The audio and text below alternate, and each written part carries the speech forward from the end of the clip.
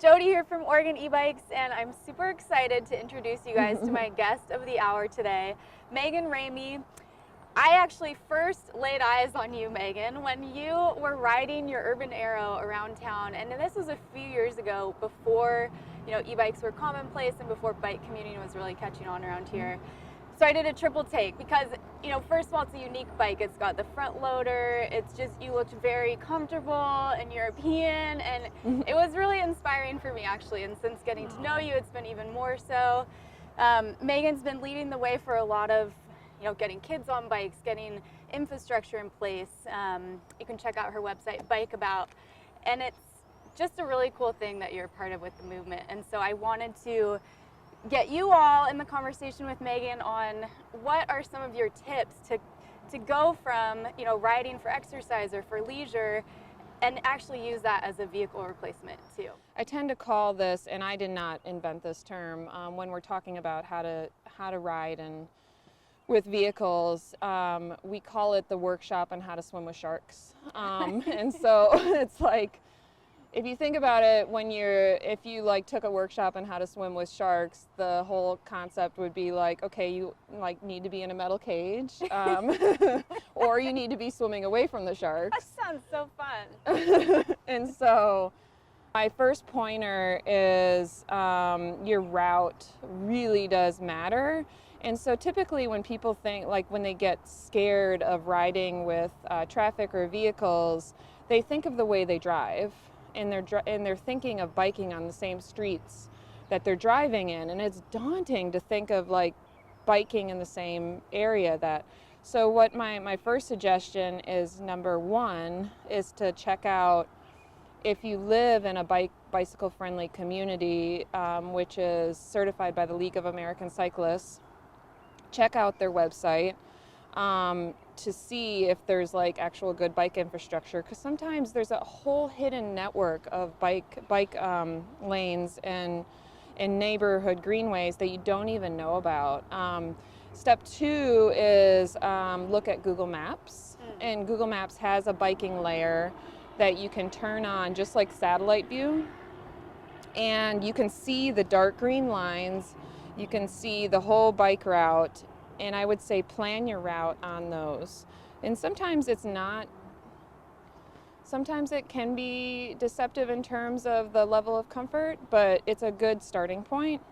And I would say, just like getting away from the sharks, just plan your route to kind of get away from the vehicle traffic. Most importantly, try and avoid the signalized intersections, and steer towards the more four-way stop intersections. What about when you're coming to those intersections?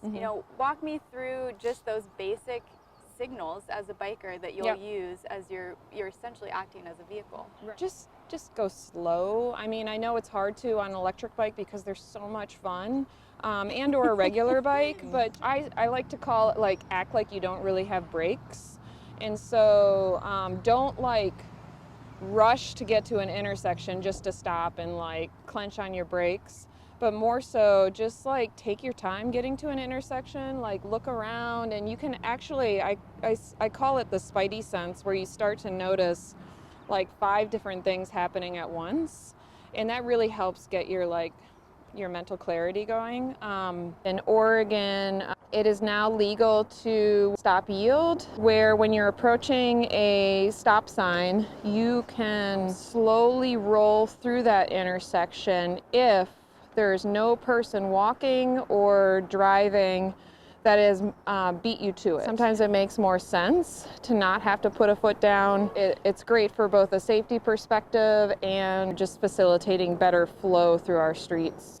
And then your hand signals, do you do this or do you do this? But it's just kind of, I started to learn that you just kind of point where you're going and making it definitive. But you can totally use the traditional right hand. Being visible is the most important. Yeah. Just doing something that, right. Yeah.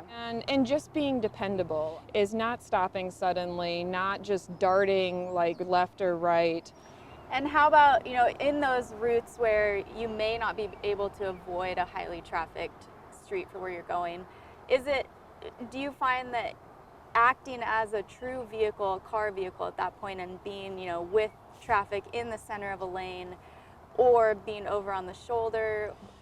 I would say if you're just getting going, biking as if you were a vehicle seems daunting. I've heard it both ways, especially with electric bikes, that it's much easier to get going up to speed and you feel like you can actually take the lane.